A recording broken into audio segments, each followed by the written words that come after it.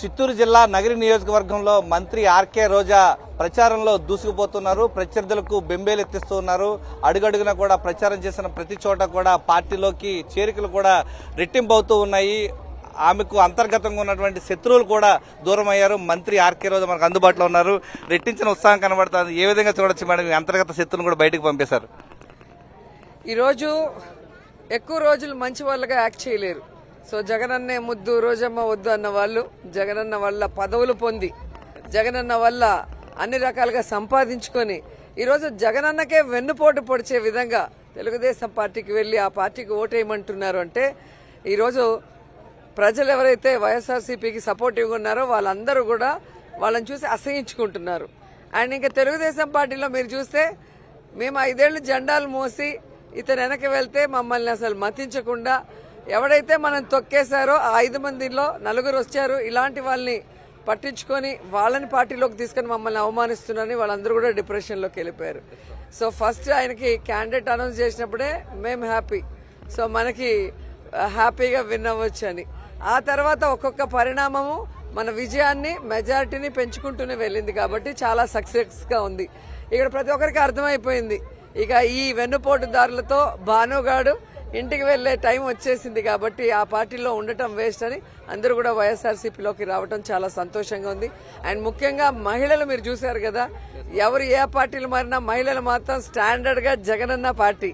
ఏ party అంటే Jagananna party. So జగనన్నకి మహిళా శక్తి అండగా ఉంది.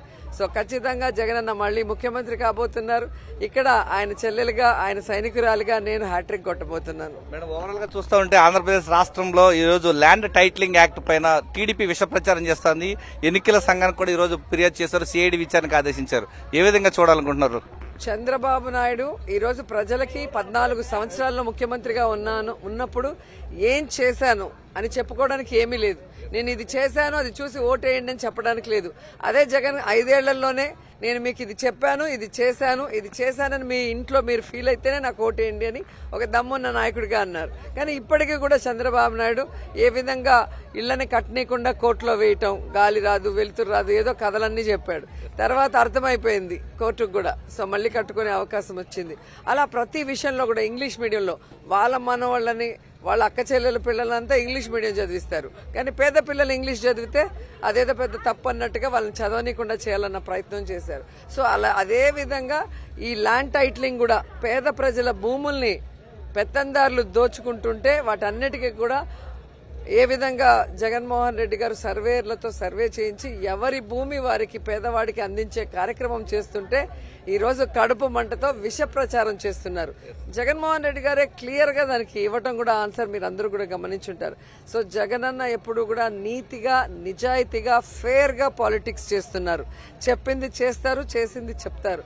అంతేకాదు వీళ్ళలాగా ఎప్పుడు ఎవడో ఒకటి మీద విషం చిమ్మి ఎలాగోలాగా ప్రజల్ని కన్ఫ్యూజ్ చేసి భయభ్రాంతులు చేసి అధికారంలోకి రావాలనుకుంటున్నారే తప్ప మేం ప్రజలకి ఇది చేస్తాం అని చెప్పి ఏవైనా చేశాడా? చేయలేదు. కాబట్టి ఈ రోజు మళ్లీ చెప్పినా ఎవరు కూడా నమ్మట్లేదు. జగనన్న చెప్పింది చేశాడు కాబట్టి ఇవి వదులుకుంటే మనకి భవిష్యత్తు ఉండదని ప్రతి ఊర్లో కూడా ప్రతి ఒక్కరు కూడా భావిస్తున్నారు. ఎందుకంటే 58 నెలలో జగనన్న వాలంటీర్ సచివాలయ వ్యవస్థ ద్వారా ప్రజలకి గౌరవంగా హక్కుగా వాళ్ళకి అందాల్సినవన్నీ అందించారు. 2 నెలలు కోర్టు టైంలో చంద్రబాబు నాయుడు ఎలా ఆ వాలంటీర్ వ్యవస్థని దూరం చేయాలన్న ప్రయత్నంలో ఈ పెన్షన్దారులని ముసలోళ్ళని చూడకుండా వికలాంగులను చూడకుండా అందరినీ ఎండల్లో ఏ విధంగా కష్టపడే విధంగా చాలా మంది చనిపోయే విధంగా వాళ్ళందరినీ కూడా ఎలా టార్చర్ పెడుతున్నారో గమనించారు. అరే బాబు వీడు ఎలక్షన్ కోడ్లోనే 2 నెలల్లో లెటర్లు పెట్టి ఇంత టార్చర్ పెడుతున్నాడు, రేపు వీడు గెలిస్తే మనకు అసలు పుట్టగతులు ఉండవు, మళ్ళీ వాలంటీర్స్ తీసేసి మళ్ళీ జన్మభూమి కమిటీలు పెట్టి మన ఊరంతా నడిపిస్తాడు ఎండలో అనేది వాళ్ళకే అర్థమైపోయింది. సో ఎవ్వరూ కూడా ఈరోజు చంద్రబాబు నాయుడికి ఓటేసే పరిస్థితిలో లేరు.